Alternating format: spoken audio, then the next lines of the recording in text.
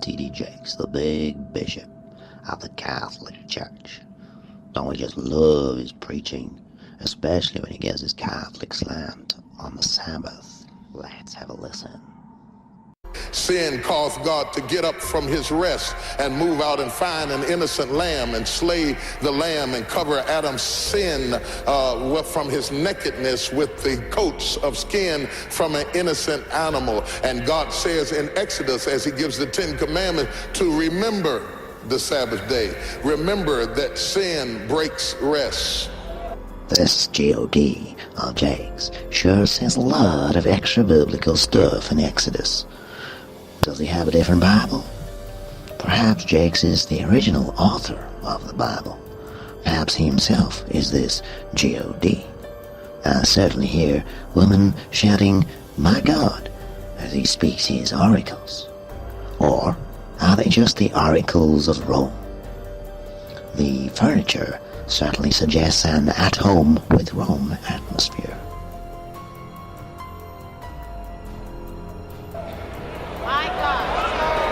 Remember that sin breaks rest. Remember that sin breaks down communion and fellowship. Remember that sin causes you to fall into obscurity and God has to come get you out of your trouble. Remember that sin will alienate you from the peace and the joy and the comfort that you ought to have down inside of your soul. Yahuwah in Exodus is not telling his people to sit and reflect upon some piece of history at the time of creation. He clearly and specifically says, remember to keep the Sabbath set apart. Well, this is a command to act upon, not meditate upon. Only pagans meditate, emptying their minds of Yahuwah's direct and literal commands, while they hum a boring song to the sun and visualize what they want their God to be. No, I do his commands. I do not intellectualize them. Whosoever therefore shall break one of these least commandments, and shall teach men so, he shall be called the least in the rule and reign of Shamayim. But whosoever shall do and teach them, the same shall be called great in the rule and reign of Shamayim. Remember that sin robbed you from the Sabbath of staying in the Garden of Eden, where you didn't have to toil in the field nor work for your food, where everything was brought to you. Remember how sin robbed you from the Sabbath of staying in the Garden of Eden, where you didn't have to toil in the field nor work for your food, where everything was brought to you. Huh? He rarely goes overboard now, trying to distract his followers from keeping a day of rest. He actually dangles the big carrot, where everything was apparently brought to man in a workless utopia. Really, this is very attractive for gluttons, sloths, and spiritual apostates. The truth is, Yahuwah is man's provider all week, whether in the paradise or in the wilderness. But man still works, whether in the paradise or in the wilderness. And he is commanded to do no work on the Shabbat to get that bread. This is how it happened when Yahuwah provided bread in the wilderness. Take note. And they gathered it, every man according to his eating, down to verse 28. How long refuse ye to keep my commandments and my laws? See for that Yahuwah hath given you the Shabbat.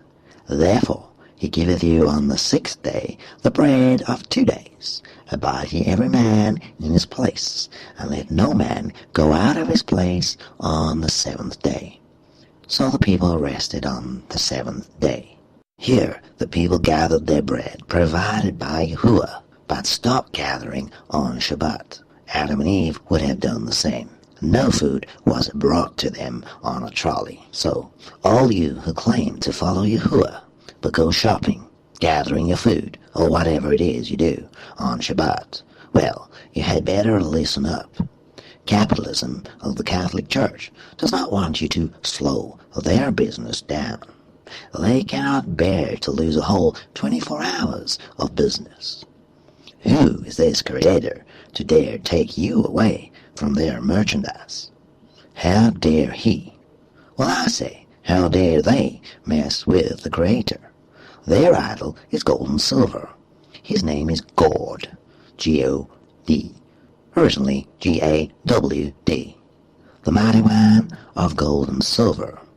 It is definitely not Yahuwah.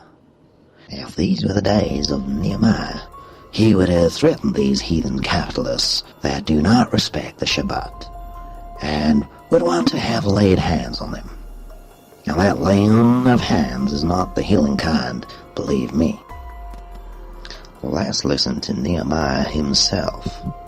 In those days I saw in Judah people trading wine presses on the Sabbath, and bringing in heaps of grain, and loading them on donkeys, and also wine, grapes, figs, and all kinds of loaves, which they brought into Jerusalem on the Sabbath day, and warned them, Nehemiah warned them, on the day when they sold food, for they were doing trade on the Sabbath. Tyrians, people from Tyre, also, who lived in the city, brought in fish and all kinds of goods, and sold them on the Sabbath to the people of Judah, in Jerusalem itself. Then I confronted the nobles of Judah and said to them, What is this evil thing that you are doing, profaning the Sabbath day? Did not your fathers act in this way? And did not our Elohim bring all this disaster on us and on the city? Now you are bringing more wrath on Israel by profaning the Sabbath. Now, what can we learn from Nehemiah? Well, firstly, we do not see Nehemiah saying, Oh, how sin robbed you. He says, You are sinning. You are bringing wrath on Israel. There is no victim mentality being preached here. There is instead an honest rebuke and accusation made against them of breaking the weekly Sabbath, period. Secondly, we do not see Nehemiah saying, Remember the Sabbath, remember the Garden of Eden, the eternal Sabbath, where your food was brought to you. No, he does not preach a fake eternal Sabbath.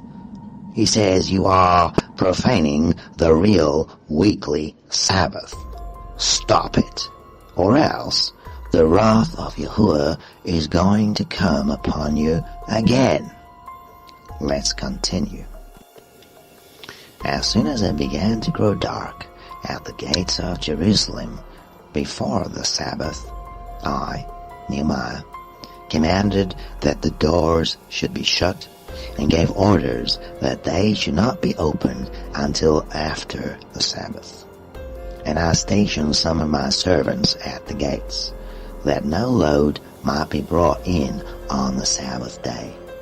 Then the merchants and sellers of all kinds of wares lodged outside Jerusalem once or twice. But I warned them and said to them, Why do you lodge outside the wall? If you do so again, I will lay hands on you. From that time on, they did not come on the Sabbath. Then I commanded the Levites that they should purify themselves and come and guard the gates to keep the Sabbath day separate, Kodesh. Remember this also in my favor, O my Elohim. This is what he prays. And spare me according to the greatness of your steadfast love. Remember what sin did to you. Remember the Sabbath day to keep it holy. Remember what all I did for you and how sin ruined everything for you and destroyed the rest from you. So, in conclusion, T.D. Jakes is telling his followers to remember and think about the past sin of man breaking rest. while they presently continue to do the very same thing, sinning on a weekly basis every seventh day. They do not keep Shabbat, as Yahuwah commands. They thus continue to break the Sabbath of rest in obedience to Satan, again, just like Eve. So, like Satan, T.D. Jakes takes him around the mulberry bush. He simply redefines sin. He mentions no repentance, no turning away from sin. He mentions no reforming of your ways to keep the Sabbath as commanded. No, his aim here is to turn you away from the commands of Yahuwah. He declares sin not as breaking the seventh-day Sabbath command. No, instead, sin, according to him, is when you refuse to feel some kind of eternal peace and rest in your mind in the midst of your sin. What blasphemy! This is clearly the spirit of the Queen of Harlots, the Catholic Church, described here in Revelations. Revelations 18:5. For her sins have reached unto Shamayim, pagan word heaven. This means up to the highest heights, Shamayim. So much sin. And Elohim has remembered her iniquities. Right? There's no Jesus that forgets rebellion. There's no Jesus that allows ongoing sin. Reward her even as she rewarded you, and double unto her double, according to her works. In the cup which she has filled, fill to her double. How much she hath lifted herself up, and lived deliciously.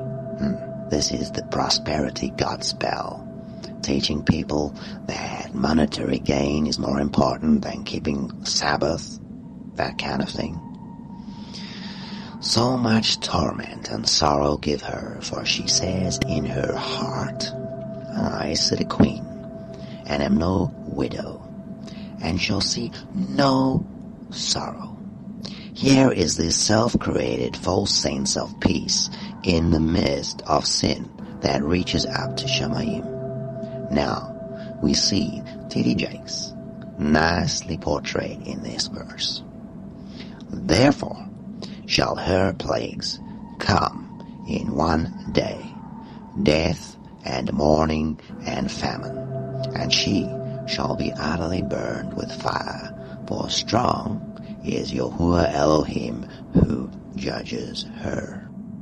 Now sin is defined by Yahuwah, not by presumptuous T.D. Jakes or by the presumptuous Catholic Church. Scripture clearly tells us what sin is. Whosoever committeth sin transgresseth also the law, which is the Torah, for sin is the transgression of the law, the Torah. Now note, it says whosoever. So, whether you're pink, blue, green, justified, unjustified by this so-called Jesus, who is correctly called Yahushua, if you follow him, that's fine. You're not sinning.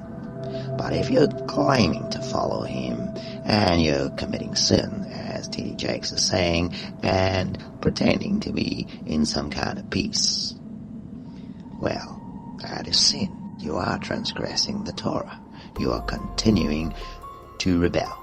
Now, as another translation reads, everyone who makes a practice of sinning also practices lawlessness. Sin is lawlessness. Right? Did you get that? Everyone. And the word practice, it's a habit. It's a profession. It's what you do every day. And you never put an end to it. Let's continue. You know that he, Yahushua, appeared to take away sins. Take them away. Not for you to sit in the midst of them and pretend all is peaceful and restful. He appeared to take away sins, and in him there is no sin. That's right. Yahushua did not break the Shabbat. Do not listen to what any liar tells you, because then they are calling Yahushua a sinner, a breaker of the Sabbath command. Right? No one who abides in him, Yahushua, keeps on sinning. No one. No one who keeps on sinning has either seen him or known him. No one. Little children, let no one deceive you. Whoever practices righteousness is righteous, as he is righteous. Here is the very word of Yahuwah, telling you that after your past sins have been atoned for by his Son Yahushua, when you do the righteousness of Yahuwah according to his way, his Torah, you are righteous. Yet we will get people accusing us of preaching self-righteousness. Ain't that just classic, or what? How can we be self-righteous if we are following the righteousness of someone else? We are following the righteous laws of Almighty Elohim, creator of Shamayim and earth. His name is Yahuwah, just to set the record straight. We are not following T.D. Jakes or the Pope, as they clearly are. T.D. Jakes very obviously is an author of self-righteousness, with his self-determined laws concerning some lawless eternal Sabbath, as we have shown so far, and the very author of self-improvement doctrine, which does not respect Torah. Naturally, it is a New York bestseller. It appears to the secular capitalist, materialistic, hungry world, which does not respect the Sabbath. As it clearly indicates on the cover, this animal, a large elephant, in his gut, is driving his self-centered spirit to sin and teach self-righteousness. I mean, here is the self-righteous doctrine, which excludes Yahuwah's righteousness altogether. I quote, "Your time is limited, so don't waste it living someone else's life. So we don't live as Messiah lived. Is that what you're saying, Mr. Jakes? Don't be trapped by dogma." Well, dogma basically is a synonym for doctrine. Titus 1:9. He, an elder, must hold firm to the trustworthy word as taught, that's Torah, so that he may be able to give instruction in sound doctrine / dogma, and also to rebuke those who contradict it. Now, T.D. Jakes is not an elder over a congregation, but an invention of the Catholic Church called a bishop, who controls the thoughts of pagan gatherings called church. Neither bishop nor church appears in the original scriptures. It was added in the translation by the Catholics. A bishop is usually one who is paid by the Catholic Church to preach its own religious dogma / doctrine, its self-righteousness, which excludes or corrupts the ways of Yahuwah. So, T.D. Jakes does not follow the instruction of Titus 1:9. Jakes says, don't be trapped by dogma / doctrine. In other words, rather be trapped by self-righteousness. Then he goes on to say, which is living with the results of other people's thinking. So now, when he says this, people go, oh, you see, he's not saying don't listen to God. Well, wait a bit, he carries on. Don't let the noise of others' opinions drown out your own inner voice. Now, Titus 1:9, remember the difference. So T.D. Jakes insinuates that when a true believer of Torah rebukes him or his church who contradicts sound doctrine, he must just be ignored as a noisy opinion, and rather their own inner voice must be listened to. Wow. This sounds just like the devil, the serpent, in the Garden of Eden. So, Yahuwah Elohim clearly has no say here, according to T.D. Jakes. Jakes re-emphasizes the self, and most important, have the courage, or the audacity, I should say, the presumption, to follow your heart and your intuition. They somehow already know what you want to become. Well, what you're most likely to become with this teaching is elephant dung. Everything else, he says, is secondary. Wow. So, if your self-righteous heart says, for example, you want to become an NFL star, then you must ignore Yahuwah's dogma / doctrine, his Torah, when it comes to keeping the Sabbath, since what you want is primary and Yahuwah is secondary. Your heart will set the course for a practice of sinning which will be more difficult to resist later. T.D. Jakes, his very own daughter, Sarah, clearly manifests the dead fruit of her father's own dogma or doctrine. Besides being pregnant at 14, Sarah refers to her previous marriage to NFL player Robert Henson. She says in her previous marriage to him, she was nearly arrested because she showed her tail to him, whatever that means. An interesting choice of words, wouldn't you say, if you believe you're an animal. So, being vulnerable, she says, and being treated like a lady wasn't something that I had really become accustomed to, because I was so used to being tough and taking care of myself. Well, obviously she's not accustomed to be ladylike. She's following Daddy's doctrines of demons. What can one expect? With the inborn drive of an animal, an elephant, how could she be a lady? Well now, Sarah's married after her divorce to Mr. Roberts, a Hollywood heathen pastor, preaching like her daddy, preaching the religion of lawless Christianity. You see, Christendom in general teaches that one is not subject to the law, Torah, of Yahuwah because of Jesus. Well, this is heresy. And so, when he promotes sexual immorality from the pulpit of the Catholic Harlot Church, some people go, "Oh, why? Isn't that just a little bit hypocritical? I mean, you're not subject to the law, but you make your own law. You decide which goes and which doesn't. Just accept it. You're all lawless, and stay that way, or be righteous. You can't be both. You can't decide, well, this is right, that's wrong. It's not your own law. It's Torah, or no Torah. So how do you get to pick and choose which is acceptable?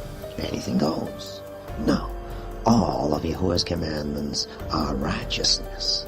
But if you're going to choose your own laws, that is called self-righteousness.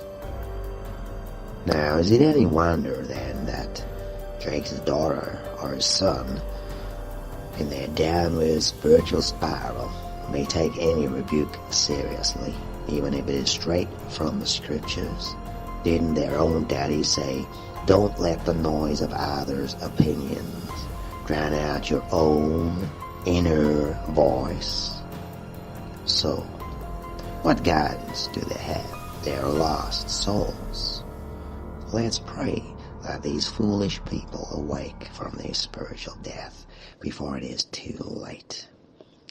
What shame these people bring upon themselves, their children, and their followers by their self-righteous, lawless doctrines. Do we see them shamefaced, embarrassed by their sin? No. Instead, they swagger in their sin and boast about it. As long as they make a quick buck, they believe they are winning, while they lose their very souls. Proverbs says, "Whoso keepeth the law, Torah, is a wise son. But he that is a companion of riotous men shameth his father." Well, in this case, T.D. Jakes is the riotous father, since the Yah-fearing father teaches to obey Torah, not rebel against it. Train up a child in the way he should go, and when he is old, he will not depart from it. Obviously, Yahuwah is not in the equation. It is all about self-righteousness and hedonism. T.D. Jakes believes he is safe and peaceful in his eternal Sabbath of sin. This is what he's been teaching to us right in this sermon. Basic instincts is the way mother birds build nests, he says, and build them high enough to elude. So, to elude, to evade, to use trickery or sophistry or avoidance or escape. But Yahuwah shows us that Jakes is deceived. Such sinners will not escape. Jeremiah says, "The horror you inspire has deceived you, and the pride of your heart." And he says, "You who live in the clefts of the rock, who hold the height of the hill." Very interesting. You'll notice a lot of churches these days love the high hills. "Though you make your nest as high as the eagles, I will bring you down from there," declares Yahuwah. Whoever makes a practice of sinning is of the devil. If you make sin your pastime and you do not reform your ways according to Yahuwah's commands, you are of the devil, for the devil has been sinning from the beginning. Now, the reason the Son of Elohim, that's Yehoshua, appeared was to destroy the works of the devil, not the law. He didn't come to destroy the law.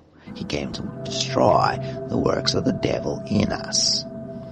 No one born of Elohim makes a practice of sinning, for Elohim's seed abides in him, and he cannot keep on sinning, because he has been born of Elohim. Now, here's the proof, whether you are a believer, not one who just says, confesses with his mouth, Jesus is Lord, as they say. Yahushua is Master. He is only Master if this evidence is with that belief.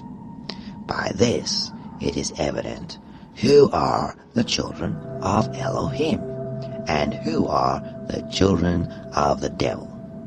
Whoever does not practice righteousness is not of Elohim, nor is the one who does not love his brother. Now, if you love your brother, would you preach an eternal Sabbath? Would you? To make your brother to sin and tell him all is peaceful and restful while you continue to sin?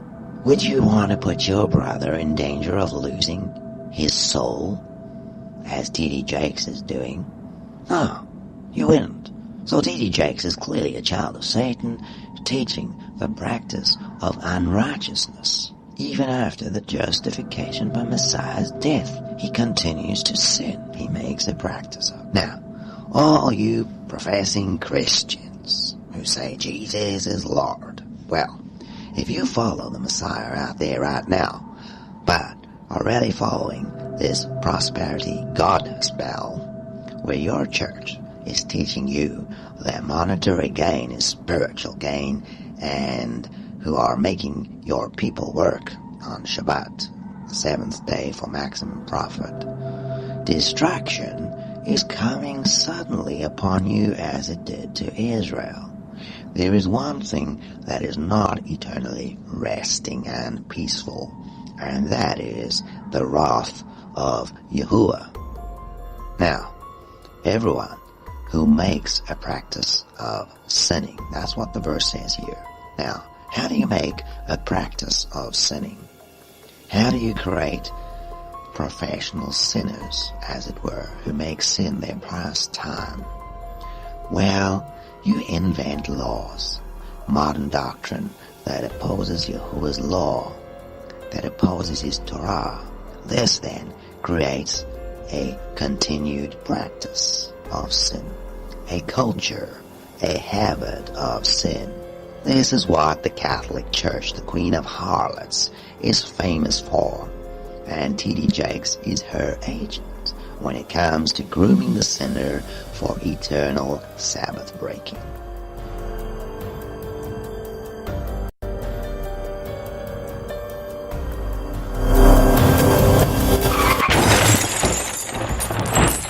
But it is easier for Shemayim and the earth to pass away than for one point of the Torah to fail.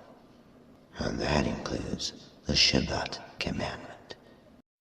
On the contrary, if you love Yahuwah with all your heart, according to the first commandment, and set your heart upon his righteousness, his ways, you will pray for a career or a job that honors his ways, his will that does not cause you to break Shabbat, the fourth commandment. If you are in that situation now, I just feel led to pray for you. Father Elohim, I pray that if there is that believer out there right now, that lost sheep who's been led astray by the teaching of wolves, right now, watching this teaching, has come to the realization of the truth of your word right now by the emunah, moral conviction of your set-apart breath that teaches the truth of your word, Torah, that you would make a way for him or her right now to have courage to change his or her lifestyle, to honor your commands, starting with the Sabbath command. As you brought the Hebrews out of slavery in Egypt, which is spiritually the world now, you made a way so that they could keep your commands, your Sabbath as well. I know that you, Father in Shemayim, are trustworthy to answer this prayer right now, even if it means earning less, so that we can be obedient to your word. In the name of your Son, Yahushua, Amen.